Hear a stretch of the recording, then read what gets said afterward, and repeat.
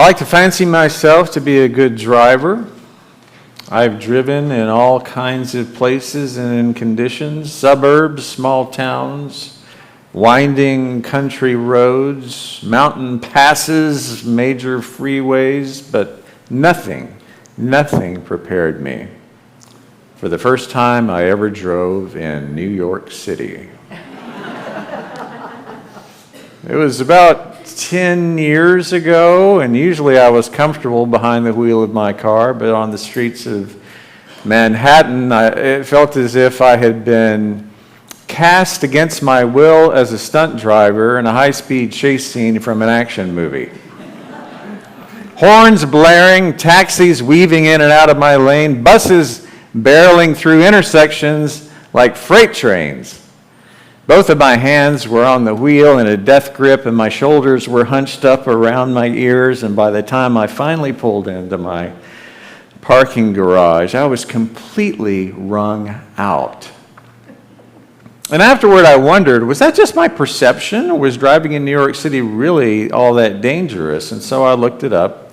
Turns out, statistically, New York City is not even close to the top of the list for car accidents per capita, because I figured that would be a pretty good way to guess that. In fact, New York City is relatively safe.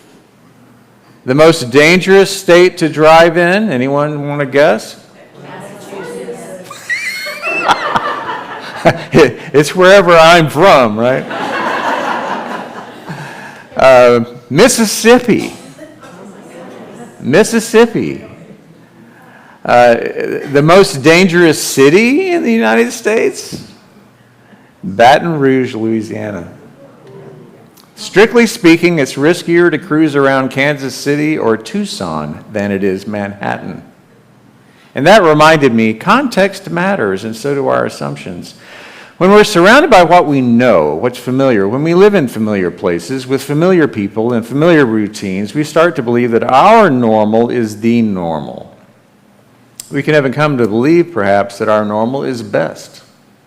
Maybe even our normal is objectively right. It's like being familiar with your own car. You know how it handles. It just seems to fit you. You hop right in, you go someplace on a typical errand without really needing to think a whole lot about how to get there. But take that very same car into unfamiliar territory, say Manhattan, and suddenly we feel way out of place. If we're not careful, we can assume that anything outside our experience is suspicious, dangerous, perhaps misguided, even morally wrong. That instinct to cling to the familiar and to judge the unfamiliar, well, it's not just about traffic. It shows up everywhere. It shows up in how we perceive people from different cultural backgrounds and how we judge someone for dressing differently, loving differently, worshiping differently, or simply just being different. And how we rely a great deal on our habit of defining a whole person by what we can just glance at in a few details, or by the zip code they live in, by the education they have attained, by their ethnicity, by the political rallies they attend, by their accent. As a Southerner, I used to get that all the time before I trained myself to speak in a more nondescript Midwestern English. I'm a little afraid that when we have some barbecue after worship today, my Texas twang might emerge. And that tendency to categorize people is only human. It's understandable up to a point. But if we stop there, if we never stretch our understanding, if we never lean into compassion or curiosity, well, we really risk reducing others to stereotypes. We risk writing people off before we ever get to know them. It's that very human tendency that Jesus addressed over and over again, especially through his interactions with Samaritans. In the Gospels, Samaritans are not just ethically different, they're ethnically different, they're religiously different, politically different. And boy, they are deeply disliked by Jesus' audience. That's why whenever Jesus places a Samaritan at the center of his stories, it's never a coincidence. It's the whole point. So we see it in his conversation he had one day with the Samaritan woman at a well. We see it in the parable of the Good Samaritan, maybe the most famous example. And we see it right here in Luke 17, where Jesus heals 10 lepers, and only one of them turns back to say thank you. And Luke makes sure that we do not miss the kicker. The one who returns is a foreigner. Not some innocuous foreigner, like an Egyptian or a Persian, not even a Canadian. Because of course a Canadian's going to return to say thank you. No, it's a Samaritan. So let's dive into that for a minute. What in the world is the big honking deal with Samaritans? Well, in Jesus' day, the hostility between Jews and Samaritans was rooted in centuries of conflict. Long before Jesus came along, 700 years earlier, the Assyrian Empire had conquered the northern kingdom of Israel. They deported many Israelites, especially the elite class, into exile, but a lot of people were left behind. And those who remained intermarried with foreigners, adopted new customs. They developed a rival form of Judaism, really, and it was centered not in Jerusalem, but on Mount Gerizim, that was about 40 miles north of Jerusalem. So this would be tantamount to some Americans declaring that they didn't like Washington, D.C. anymore to be the capital, so it's now going to be in Poughkeepsie. What? Those same people became what we now call Samaritans. Now, to the Jews who returned from exile, the Samaritans were not just different, they were traitors, heretics, people who had compromised the purity of the faith. So, by the time of Jesus, the animosity between Jews and Samaritans had hardened into open hostility. Samaritans, well, they weren't simply outsiders, they were despised, avoided, considered spiritually contaminated, and what about lepers? Even worse. Leprosy, or what the Bible calls leprosy, which is really likely a range of skin conditions. Leprosy was not just a medical issue. It carried deep religious and social implications because lepers were ritualistically unclean. They were isolated, cut off from community and worship. They lived out on the margins, physically, spiritually, socially. So, to be both a Samaritan and a leper, that was to occupy the lowest rung of society. You were a double outsider, a two-time loser in the eyes of Jesus' followers. And that's the person who returns to Jesus. That's the one who says thank you. That's the one who Jesus praises. Jesus says to him, "Your faith has made you well." But you know that phrase, made well, that doesn't quite capture the depth of what is happening in this story. In the Greek, that word is translated sozo. It's a word that means to save, to heal, to make whole. Same word used for salvation throughout the New Testament. Think of the English variant, salve. Something you apply to heal a wound. Same idea. But it points to something far deeper than a physical healing. All 10 lepers were healed physically. Because Luke tells us that happened as they went to show themselves to the priest, which was the standard ritual procedure for being able to re-enter society. But only one of them came back to offer praise and gratitude, and he's the one that Jesus says is truly made well. Sozo.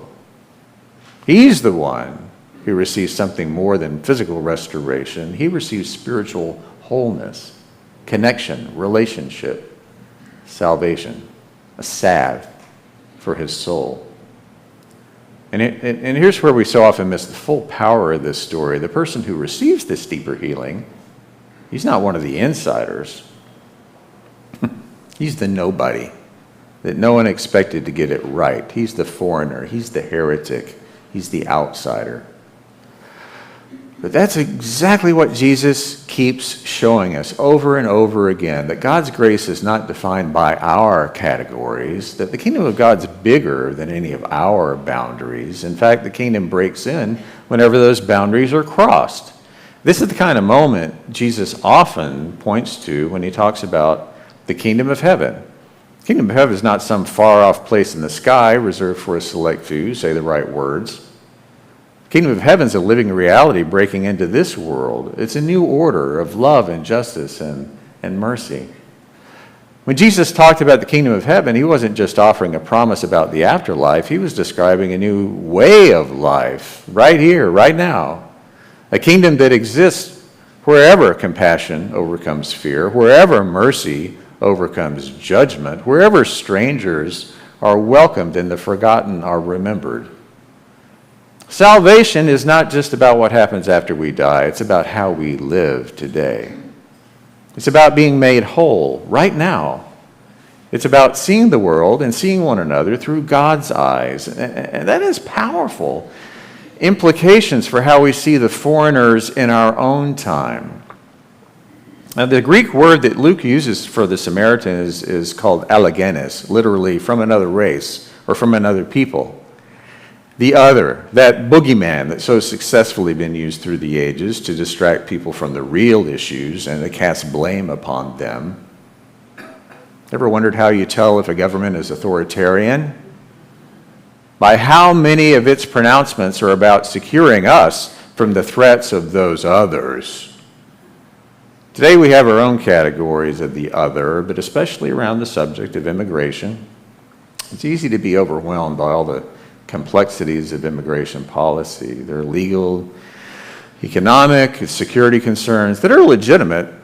They're not so simple to resolve, but what troubles me most is not the complexity, it's the rhetoric that dehumanizes people.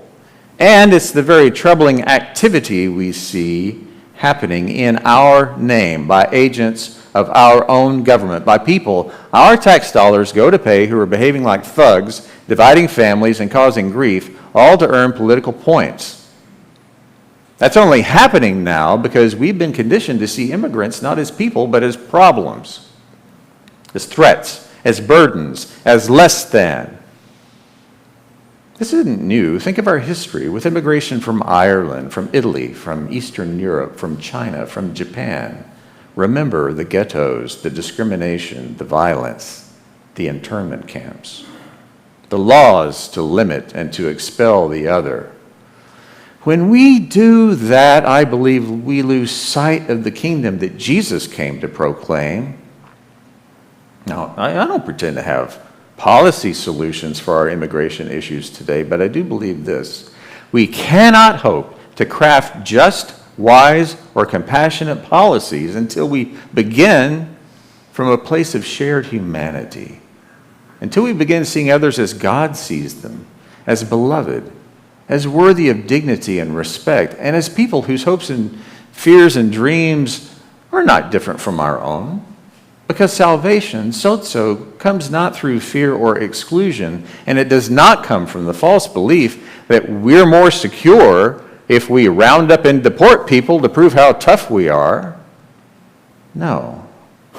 Salvation shows up through love that reaches beyond the borders of our hearts and minds. It comes through the courage to let go of old assumptions, to risk connection, to resist prejudice, to return in gratitude.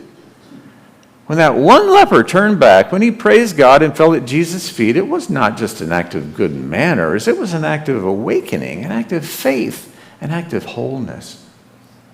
And it's an invitation to us to remember that we are so often the foreigners in someone else's story, that we are sometimes the ones who forget to turn back, and yet we are still loved, we're still welcomed, we're still made whole. The healing Jesus offers is not reserved for the few, the pure, the insiders. It's offered to all, even especially to those who are on the outside. So maybe the real question this story is asking us is, what will we do with this healing we've received? Will we turn inward, just content to be restored, or will we turn back, praising God, giving thanks, and recognizing the wideness of God's mercy? Because in the end, you and I, we are all Samaritans. We're all lepers. We're all children of God, and we're all called not just to be healed, but to be made whole, and to extend that wholeness to everyone. Amen.